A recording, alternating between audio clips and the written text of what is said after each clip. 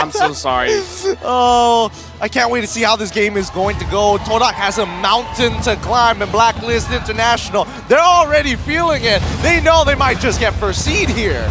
Oh, they know it. They're confident and in their draft as well. We're going to see how it works out in the land of Dawn. Ladies and gentlemen, game number 2. A possible clean sweep here for TODAK. They may be able to pull an upset if the draft worked for them. How does it work?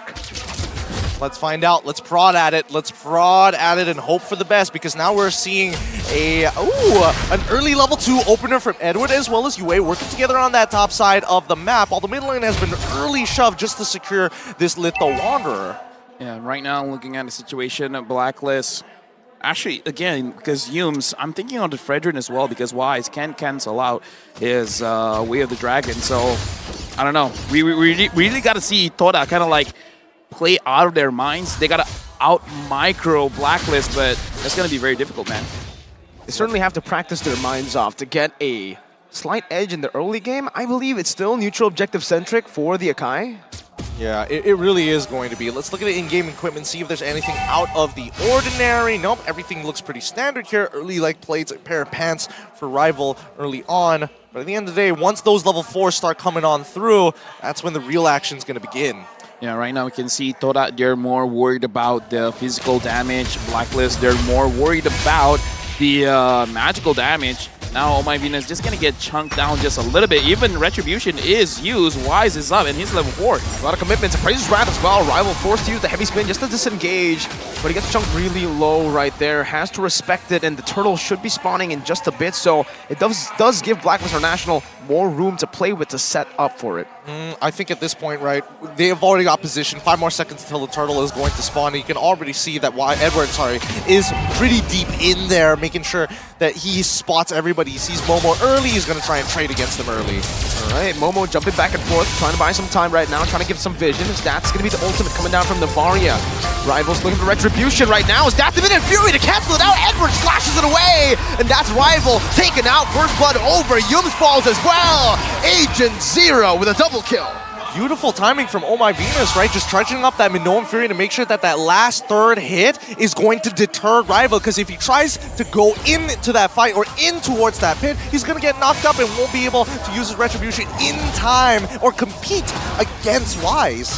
This is a very bad start for TODAK here. In fact, Blacklist International 1,000 goal lead at the first 3 minutes of the game.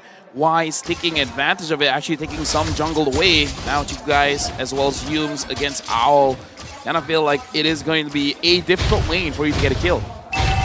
It is. This matchup is not really that good for the Claude, technically. For the Claude, it's just all about clearing waves and getting that average stack, right? For Owl, he can actually just go and force all-ins from time to time here. The only thing that really makes it hard for Owl usually is TODAK's going to be all across the place looking to go and gank him. The fact that the TODAK are always playing for the neutral objective because of the Akai pick gives Wanwan so much free presence, and that's why he's been able to commit so many times onto an all-in trade. Well, let's look at the supports here, because right now Oh My Venus just making sure that Humes is kept into check, right? Man-to-man defense, as Leo likes to call it, and I think that's the perfect way to describe it, because they're making sure that no one really disrupts this bottom side.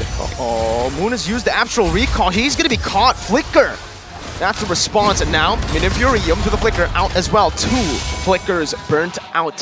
3 minutes in, top side. Edward almost getting a solo kill up against Momo. Vengeance and Flicker also down here. Rival might be forced to use the heavy spin defensively, but will be able to escape from the Appraiser's Wrath with just a dash. Look at how Wise is moving, but now look at Chiku guys as well as Owl. Okay, good Purify from Chiku guys. Takes the stacks away, takes the weakness points away, and it does give him a little bit more time. And I think they wanted to commit to a dive, but they hesitated.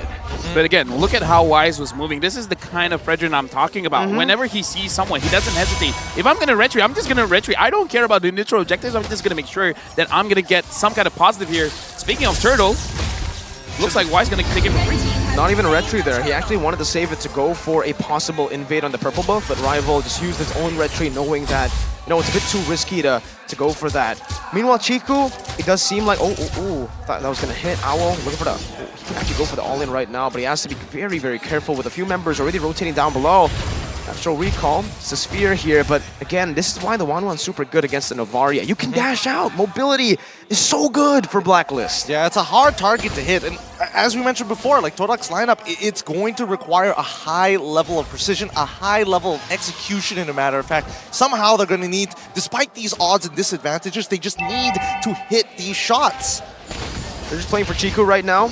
Just trying to get him ahead, but Owl's going to be able to do so much damage right now. With a few hits, heavy spin already committed onto Venus, going to be brought back to the team. Minion Fury was actually cancelled out, but she is still going to be able to dish out some CC. Momo in the back, zoning this backline away, but Yums is just going to be teared down, melted from two of the frontliners from the side of Blacklist International. That's how far ahead they are. They don't even need their backline. Yue stopping the recalls right now. Rival is caught.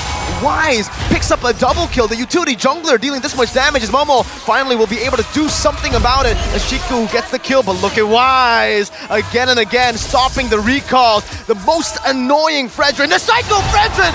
But once you're distracted, Edward comes through with the final slash. That's the Appraiser Sprat to clear out the wave as well. A prolonged team fight, but certainly it's good for Blacklist. Oh, Retchik! Whoa!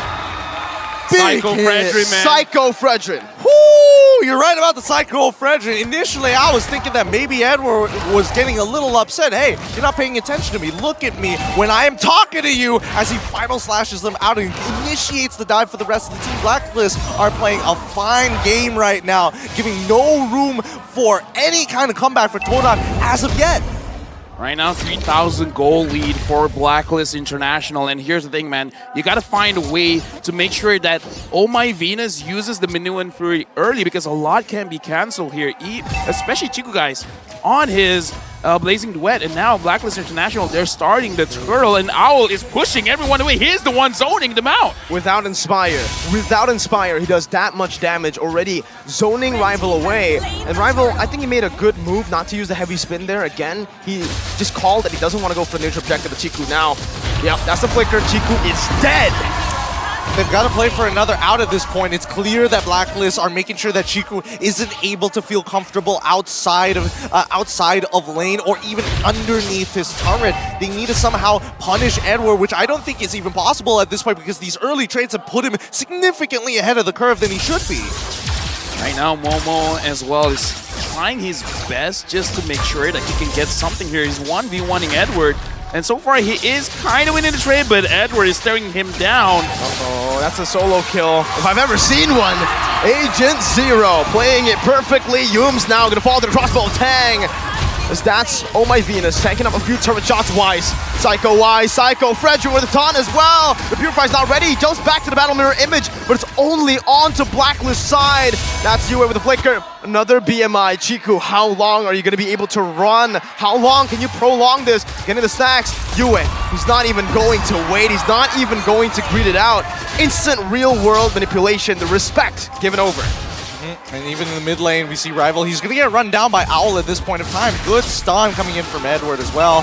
What can you really do realistically? Rival, he's going to get back out of here.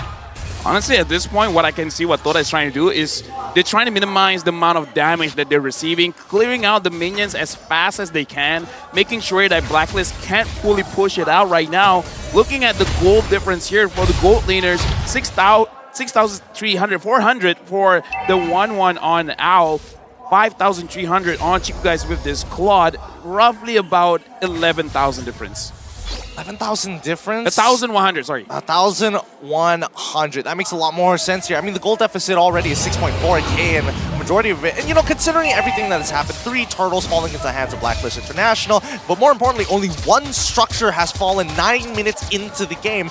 I guess this is going to be a lot longer than game number 1 at the very least. I mean, like I said, they want to split, man, because look at the way that TODAK is playing. They're just playing the map. It's like, you know what, I am not interested in fighting you guys right now. I'm just solely looking at the turrets. They can't. They simply just can't go for any team fights right now, being 6,000 gold behind.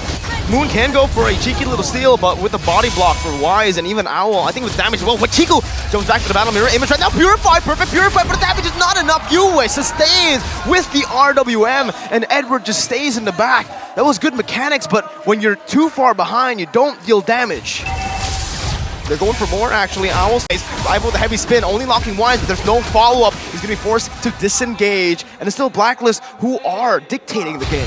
Yep, they continue to dictate in game. They lead by tempo, and they also lead by example. Now they're going to be crashing down this mid-tier 1, and more importantly, they got the sideways working for them at the same time. With a lead like this, it's hard to imagine that BLACKLIST is going to make that blunder. They are known to be methodical. They are known to play by the book. But if they want to increase the tempo like they did in game number 1, I think this is the trigger point.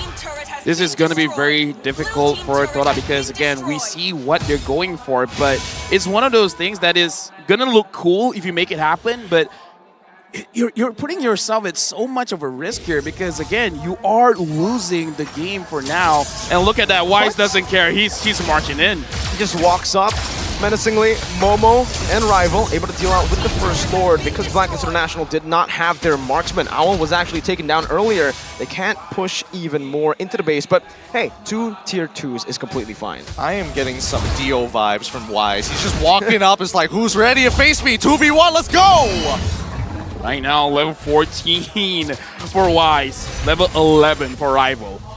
As a jungler, that does not feel good. That hurts. That hurts a lot. It hurts the soul to junglers all across the world here, as now the final outer turret will fall. And as I mentioned before, the trigger point, right? If BLACKLIST want to increase the tempo of the game, this is how they're going to do it. And we passed the 11-minute mark, and we're guaranteed to make it into the 12th before BLACKLIST will secure the next upcoming Lord. And I think that's when TODAK are really going to have to put everything at the wall, but with such a lead that we see from BLACKLIST International from an 8.3, which is going to develop into a 10k lead when the next wave of neutral creeps starts spawning, especially the jungle creeps as well. BLACKLIST should have this no problem. 8,000 gold lead. Looking at this situation, I'm even wondering if TODAK forces a fight. Say BLACKLIST forces a fight, and TODAK finds a good situation for them to fight back. I'm not entirely sure if they have enough damage to actually win that one, because right now, BLACKLIST, they're very tanky. Having the Fredrin, having the Minotaur, having the Arlet, a lot of CCs, healing, very tanky.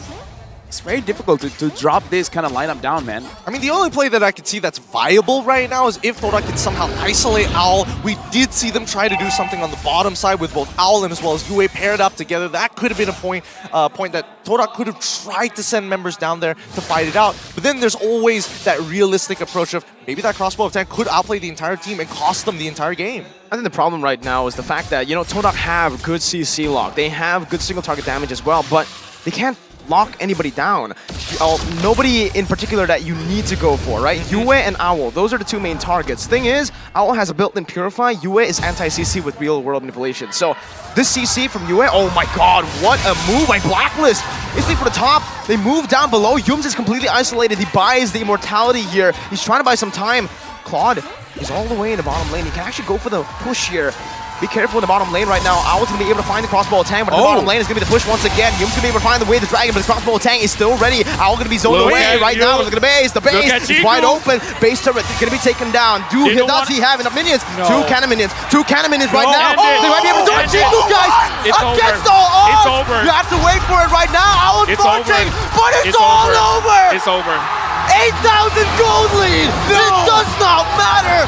They live in the chaos! I called it, man. Someone clip that. Someone clip that. Tag me. I called it. For you to be BLACKLIST International, don't think about a fight. Go for the side lanes. You're right! I called it. Someone clip that.